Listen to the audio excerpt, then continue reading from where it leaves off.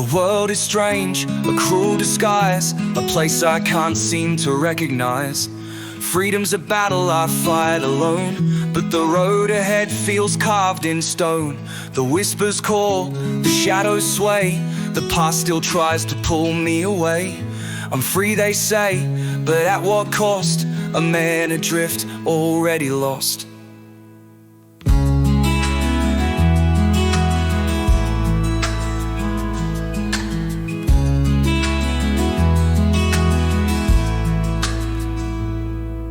I'd thought walking out of the prison gates would feel like liberation, but it was more like stepping into a storm. The air was fresh, too fresh, and the streets were alive in a way I wasn't ready for. Cars buzzed by like insects, people stared down at glowing screens, and everything seemed faster, louder, and colder than I remembered. The world hadn't waited for me, it had sprinted ahead, leaving me choking on its dust. I had nothing but a small bag of possessions and a piece of paper with the address of the halfway house they'd arranged for me. It wasn't much, but it was better than nothing. The problem was, nothing felt real. I traded one cage for another, this one without bars but no less confining.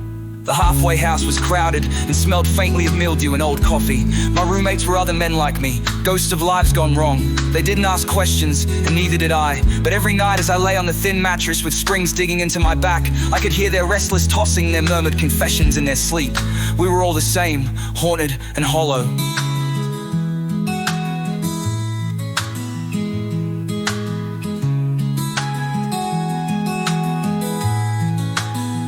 The nights are long, the days are cold. The weight of regret is all I hold. The streets don't care, the world moves on. I'm a shadow, life's long gone. Temptation calls, its voice so sweet, a siren song I can't defeat. I'm walking a line I can't sustain, teetering close to falling again.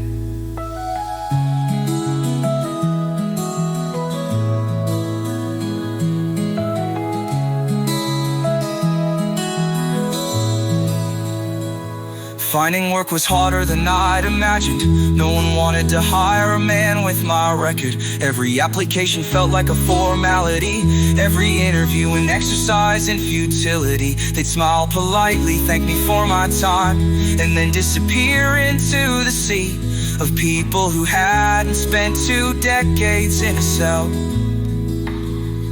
The frustration clawed at me, growing louder with every rejection. The pills whispered in my mind like old friends, reminding me how easy it could be to forget just for a little while. But I fought it, barely.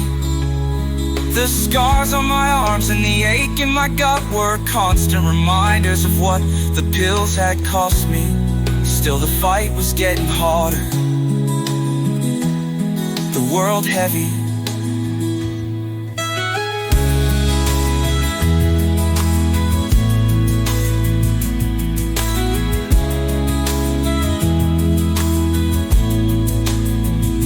One night, as I wandered the streets trying to clear my head, a black car pulled up beside me. The windows were tinted but the door opened, and a man stepped out. He was dressed in a sharp suit, the kind that practically screamed money and power. His hair was slicked back, and his eyes had a sharpness to them that made me uneasy. "You're Ian, right?" he said, his voice smooth but heavy with purpose. I froze, I didn't know who he was, but something about him set off alarms in my head. "Who's asking?" I replied cautiously. He smiled, but it didn't reach his eyes. "Let's just say I know a man with potential when I see one. Word's gotten around that you're out. I've got a job for you, a real opportunity. Pays well, no questions asked." I stared at him, my gut churning. I didn't need him to say more. I knew exactly what kind of work he was offering. The kind that didn't come with pay stubs or a safety net. The kind that dragged you back into the shadows you'd spent years trying to escape. "Think about it," he said, slipping a card into my hand. "You look like you could use a fresh start." I watched as he got back into the car and drove off, the card heavy in my hand. It was a simple thing, just his name, a phone number and nothing else. But it felt like a trap that deep down I wasn't sure I could avoid. The darkness calls, its voice so near, a tempting escape from all I fear. The man in the suit, his words like chains, pulling me back to the life of pain. I stand at the edge, the choice is mine, to break free or cross that line. The world's too cold, the past too loud. Will I rise, or will I